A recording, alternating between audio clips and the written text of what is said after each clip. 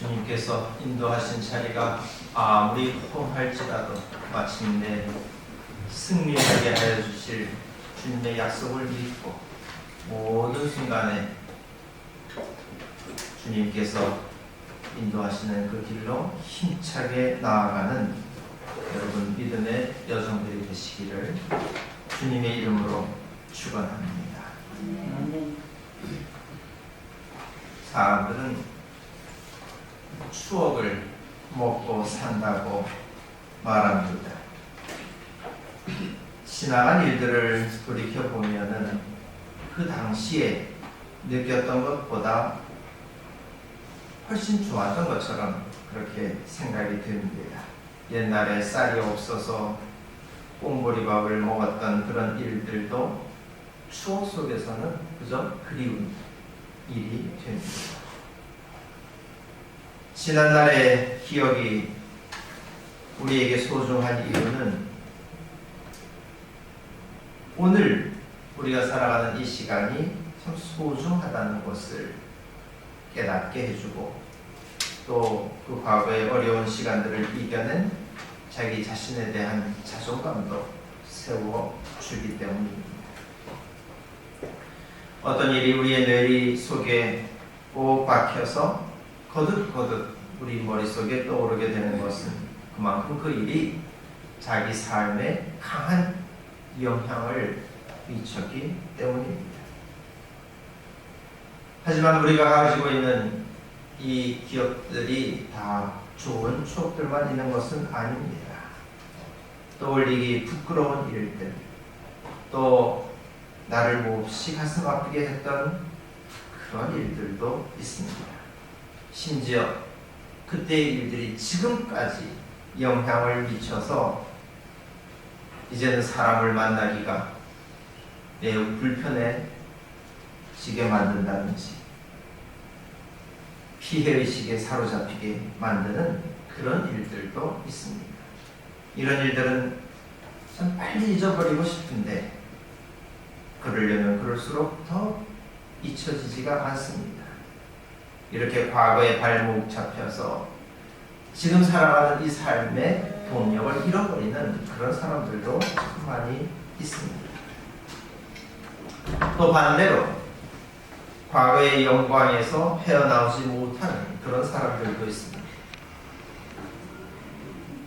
그런 사람들은 앞으로 일어날 그런 일들에 대한 기대가 별로 없습니다. 지난 일들, 철진한 훈장을 가슴에 달고 지금 계절이 얼마나 변했는지는 조금도 깨닫지를 못하고 있습니다. 과거에 이루었던 일들과 그때의 방법론에서 벗어나지 못하고 있는 겁니다. 자기 자신이 너무나 자랑스러워서 마치 몽상에 빠진 사람처럼 현실감 없이 그렇게 살아가고 있습니다. 추억과 관련해서 가장 나쁜 경우는 남의 과거를 볼모처럼 붙잡고 있는 것입니다. 시간이 사람을 얼마나 많이 변화를 시키는지 이 사실을 인정하려 하지 않습니다. 그 사람의 지식과 인품과 사회적 위상이 놀라울 만큼 성장했는데도 불구하고 늘 그 사람의 오줌 싸개 시절의 일들만 늘어놓는 겁니다. 그렇게 변화된 사람이 부러워서 그러는 건지 이제는 그 사람 위에 우쭐댈 수 없는 자신이 처량해서 그러는지 도무지 알 수가 없습니다. 하나님은 우리가 과거에 머물러 있는 것을 결코 좋아하지 않으십니다. 좋은 일이든지 나쁜 일이든지 그것이 지금 나아간 우리의 현재의 발걸음을 주춤거리게 만든다고 하면 과감하게 떨쳐버릴 일입니다. 우리 앞에는 늘 선택이 놓여져 있고 오직 깨어있는 사람만이 바른 길로 나아갈 수 있습니다. 우리를 위해서 과거와 똑같은 일이 아니라 완전히 다른 새 일을 행하려고 하시는 우리 주님의 경륜을 생각하면서 오늘도 여러분들이 영적인 기지개를 활짝 펴게 되시기를 간절히 바랍니다. 하나님께서 바벨론으로 유배당한 이스라엘 백성들을 이제는 구원하겠다 선포하셨습니다.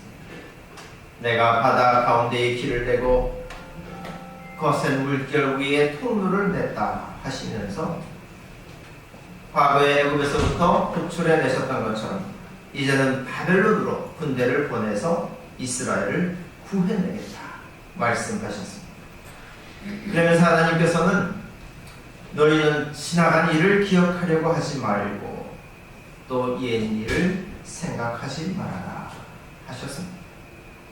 지금 하나님께서 기억하지 말라고 하시는 이 옛 일이라고 하는 것은 과거에 이스라엘을 정복했던 그 바벨론의 무시무시한 그런 모습들일 것입니다. 대적할 엄두도 낼 수 없었던 그 막강한 군대들, 그리고 포로가 되어서 비참하게 끌려갔던 그런 지난날의 일들일 것입니다. 하나님께서는 이제는 새 일을 행하실 것입니다. 그 일은 곧 광야의 길을 내며 사막의 강을 내는 그런 일들입니다. 이스라엘 민족은 과거에 애굽에서부터 탈출하여 나라를 세운 참으로 진귀한 경험을 하였습니다. 그때의 사람들은 여호와 하나님의 권능을 온전히 확인했습니다. 하나님은 그야말로 길이 없는 곳에 길을 내고 물이 없는 곳에는 물을 터져 나오게 만드시는 그런 전능하신 하나님이었습니다. 그 결과로 이스라엘 민족은 다윗 왕국이라고 하는 참으로 위대한 나라를 건설했지만은 그러나 그 이후로 사람들은 점점 하나님을 잊어가기 시작했습니다. 다윗과 솔로몬 시대의 그 영광은 후손들에게 늘 회자되는 참으로 자랑스러운 일들이었습니다. 그러나 그때의 일들은 늘어놓으면서 그 영광을 누리게 하여 주신 하나님에 대해서는 사람들은 기억하려 하지 않았습니다. 이런 백성들에 대하여 하나님께서 진노하신 이유는 한 가지였습니다. 하나님께서는 야곱아, 너는 나를 부르지 않았다. 나를 부르지 않았다 하고 분명하게 말씀하셨습니다. 하나님을 부르지 않았다 하는 이 말은 이 백성들이 평안할 때에 하나님을 온전히 섬기지 않았다 하는 뜻입니다. 또 동시에 위기에 처했을 때에 자기들을 도와주실 분으로서 하나님께 의지하지 않았다 하는 것을 의미하고 있습니다. 이스라엘 민족은 향기로운 제물을 바치거나 하나님을 높이는 제사를 하나님을 기억하면서 온전히 바쳐드리지를 않았습니다. 하나님께서 예물을 바치라고 강요하신 것도 아닌데 하나님의 것을 하나님께 바쳐드리는 그 일조차도 이 백성들은 온전하게 행하지 않았던 것입니다. 곧 하나님을 경외하는 마음이 없었기 때문에 그래서 이 백성들의 사회에는 질서가 없고 하나님의 공의, 하나님의 정의를 찾아볼 수가 없었던 것입니다. 이 이스라엘 민족은 자기들이 패망의 위기에 직면했을 때에도 하나님을 부르려고 하지 않았습니다. 이런 위기가 닥치면 재빨리 불의한 생각을 멈추고 하나님의 공의를 바로 세우려고 힘을 썼어야 했습니다. 하나님의 뜻을 찾아서 순종하면서 자기들을 도와주시라고 간절히 간구했어야 되었습니다. 그러나 그런 때에도 이스라엘은 거짓 예언자의 말에 더 마음을 빼앗겼습니다. 인간적인 방법에 의지해서 그야말로 지푸라기와도 같은 이집트에 자기 운명을 맡겼습니다. 그 결과가 무엇입니까? 참으로 비참한 패배요 저 먼 바벨론 땅으로 유배를 당하는 것이었습니다. 이스라엘은 반드시 기억하고 있어야 할 그 하나님의 권능, 하나님의 전지전능하신 그 능력을 기억하지 못하고 대신에 참으로 허무한 사람의 영광만 추억하면서 그렇게 멸망길을 가고 말았던 것입니다. 성공의 경험이든지 실패의 경험이든지 지혜로운 사람이라고 하면 그것을 미래를 위한 동력으로 전환시킬 줄을 압니다. 그러나 어리석은 사람은 과거에 안주하여서 참여하거나 또 그렇게 겪었던 일들의 두려움 때문에 발목 잡혀서 조금 더 앞으로 나아가지를 못합니다. 하나님을 믿는 사람은 자기 인생을 바라볼 때에 사람의 시각으로 보는 것이 아니라 하나님의 계획 속에서 거시적으로 바라볼 줄을 압니다. 자기가 실패를 했으면 그 실패가 어디서부터 기인했는지를 파악하고 하나님의 뜻에 비추어서 자기를 또 성공하게 해주셨다고 한다면 그와 같은 하나님의 은혜, 그 하나님의 능력을 기억하고 자기 앞에 어떤 어려운 일이 닥칠지라도 조금도 두려움 없이 도전할 수 있는 겁니다. 믿음의 힘이라고 하는 것은 사람의 능력을 의지하는 것이 아니라 오직 하나님을 신뢰하는 데서부터 나오는 것입니다. 이 세상이 도무지 이해할 수 없는 참으로 신비로운 능력이 바로 이와 같은 믿음의 순종을 통해서 역사하게 되는 것입니다. 그런 점에서 바울 사도는 이전에 자기가 자랑스러워하였던 그 모든 것들을 이제는 그리스도 때문에 오물과 같이 여기게 되었다 고백하였습니다. 바울은 혈통으로는 정통 유대인이요 율법으로 보자면 조금도 흠잡힐 데가 없는 사람이었습니다. 좋은 교육을 받았고 신앙적 열심도 매우 투철했습니다. 그러나 자기가 지나왔던 그 모든 것들이 하나님 앞에서는 아무것도 아니었다 하는 사실을 깨닫게 되었습니다. 예전에 바울은 하나님께서 그리스도 예수님을 통해서 말씀하셨던 그 지혜의 말씀, 그 진리의 말씀을 알아들을 귀가 없었습니다. 자기는 하나님을 위해서 그리스도인들을 박해한다고 하였지만은 그러나 그것은 돌아보니 오히려 하나님을 향해서 도전하는, 맞서는 그런 꼴이 되고 말았던 것입니다. 그랬던 바울 사도가 예수님을 만난 다음에 완전히 변화되었습니다. 바울은 과거에 자기가 행한 그 모든 일들 때문에 다른 그리스도인들로부터 신뢰를 받기가 매우 힘들었습니다. 또 이방인들을 상대로 하는 전도가 결코 쉽지 않았습니다. 몸바쳐 일을 하는데도 불구하고 유대계 그리스도인들로부터 오는 반발도 몹시 심했습니다. 그러나 그리스도 안에서 그리스도를 위한 새로운 목표가 생긴 바울에게 있어서는 이와 같은 과거에 있었던 일들은 아무런 문제가 되지 않았습니다. 자기가 잘못했던 일 이제 회개하고 고쳐서 주님 뜻에 맞춰서 살아가기만 하면 되는 겁니다. 자기가 행했던 잘한 일들, 자랑스러웠던 일들, 그것을 하나님의 은혜로 생각하면 아무것도 자랑할 것이 없었습니다. 이제 바울에게 있어서는 오직 부활의 표대, 하나님께서 불러주신 그 부름의 상이라고 하는 그 표대 하나밖에는 아무것도 없었습니다. 그래서 뒤에 있는 것은 다 잊어버리고 오직 앞에 있는 그것을 향해서 내가 몸을 내밀면서 달려가노라, 이렇게 사도는 고백하였던 것입니다.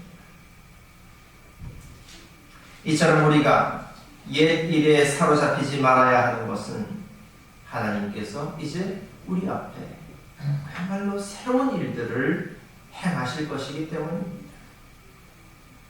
하나님이 행하시는 그 새 일은 우리 앞에 우리가 한 번도 경험해보지 못했던 새 하늘, 새 땅을 펼쳐내시는 일입니다. 이것은 사람이 자기 지식으로 헤아려 알 수 있는 일이 아닙니다. 사람이 가진 그 방법론으로 흉내낼 수 있는 일들이 아닙니다. 그야말로 물 위에 길을 내는 일이고 사막에 강을 내는 그런 일들입니다. 심지어 죽음에서부터 다시 일으켜내셔서 부활하게 만드시는 그런 놀라운 일들입니다. 이런 일들은 사람이 할 수 있다, 없다, 그 가능성을 예단할 수 있는 일들이 결코 아닙니다. 옛 기억에 사로잡혀 있는 사람은 도저히 걸음을 옮겨서 그 길에 동참할 수가 없습니다. 오직 믿음 안에서 절대적으로 하나님을 신뢰하는 사람, 그래서 죽음의 길이라 할지라도 자기 몸을 바쳐서 투신하는 그런 사람만이 순종할 수 있는 그런 일들입니다.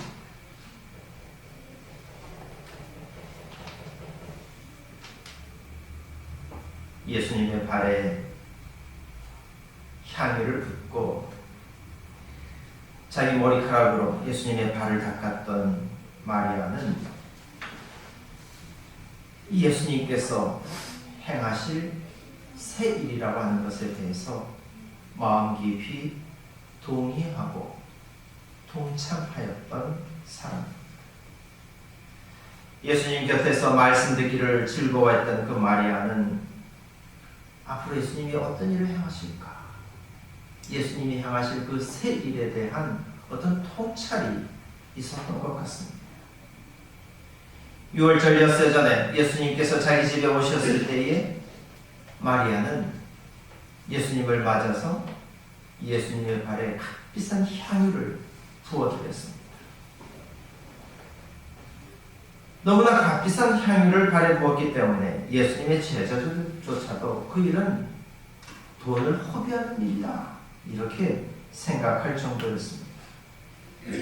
그러나 마리아는 이번에 이 6월절 절기를 지키기 위해서 예수님께서 예루살렘 성에 들어가신다고 하면 이제는 다시는 나올 수가 없겠구나, 살아남을 수가 없겠구나 하는 것을 직감했습니다.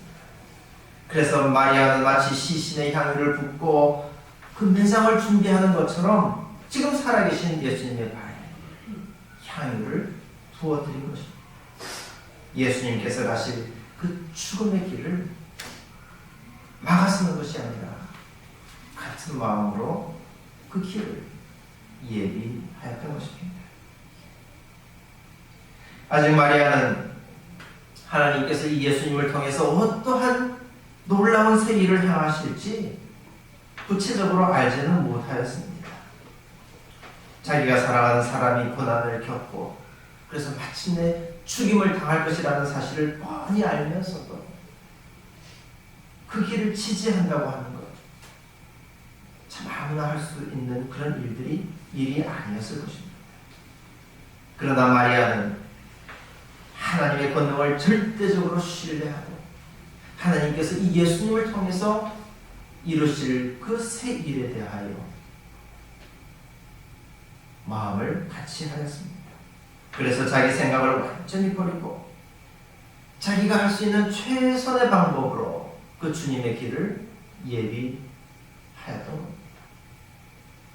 하나님께서 지금 우리에게 원하시고 또 요구하시는 것이 바로 이 마리아와 같은 순종의 길입니다. 말씀을 맺습니다. 옛 일에 사로잡히지 마십시오.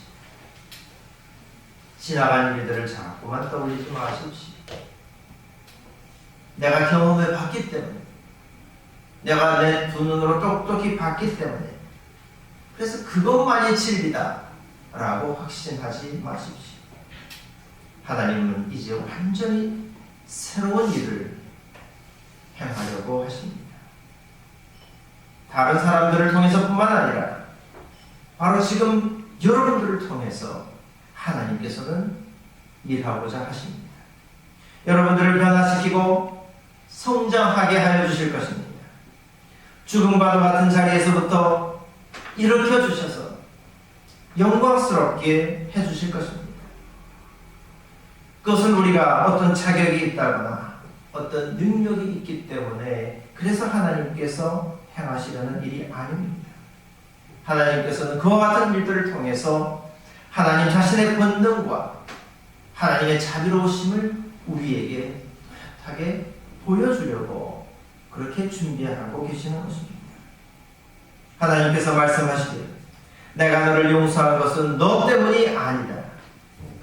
나의 거룩한 이름을 속되게 하지 않으려고 나의 이름을 영광스럽게 하기 위해서 그렇게 한 것일 뿐이다 라고 말씀을 하셨습니다. 그러므로 하나님의 의로움을 드러내시기 위해서 행하시는 그 일에, 그 새로운 일에 여러분도 마음을 합하여 동참하시기를 바랍니다. 지난날에 겪었던 그 힘겨웠던 일들, 속상한 마음들, 심지어 두려웠던 경험들까지도 이제는 다 내려놓으십시오.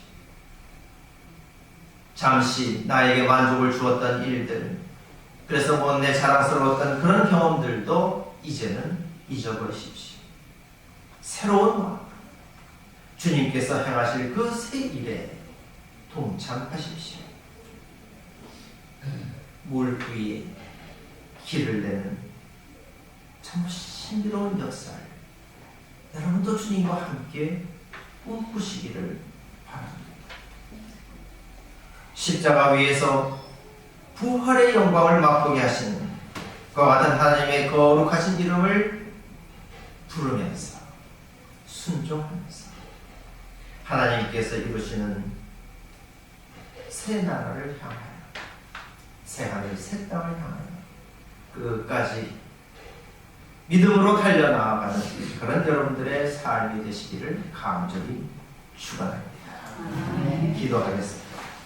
자비로우신 하나님, 우리로 하여금 옛 기억에 사로잡히지 않게 하시고 주님께서 이루실 신비로운 새 일을 꿈꾸게 하여 주시니 감사드립니다. 우리에게 성령을 부어주시고 지혜를 부어주시어서 사람의 생각으로는 도저히 헤아릴 수 없는 그 주님의 역사에 마음 깊이 동의하고 동참할 수 있는 마음을 허락하여 주시옵소서. 좋은 일이든 나쁜 일이든 옛 기억들은 다 내려놓고 오직 주님께서 이루실 그 새 일에 믿음으로 동참하면서 이 땅 위에 하나님의 공의, 하나님의 정의가 살아있는 정말로 아름다운 새 하늘, 새 땅을 향하여 끝까지 달려나가는 저희들이 되게 하여 주시옵소서. 예수 그리스도 이름으로 기도하옵나이다. 아멘. 사도신경으로 우리의 신앙을 고백하겠습니다. 전능하사 천지를 만드신 하나님 아버지를 내가 믿사오며 그 외아들 우리 주 예수 그리스도를 믿사오며 이는 성령으로 잉태하사 동정녀 마리아에게 나시고 본디오 빌라도에게 고난을 받으사 십자가에 못 박혀 죽으시고 장사한 뒤 사흘 만에 죽은 자 가운데서 다시 살아나시며 하늘에 오르사 전능하신 하나님 우편에 앉아 계시다가 주로서 산자와 죽은 자를 심판하러 오시리라. 성령을 믿사오며 거룩한 공회와 성도가 서로 교통하는 것과 죄를 사하여 주시는 것과 몸이 다시 사는 것과 영원히 사는 것을 믿사옵나이다. 아멘.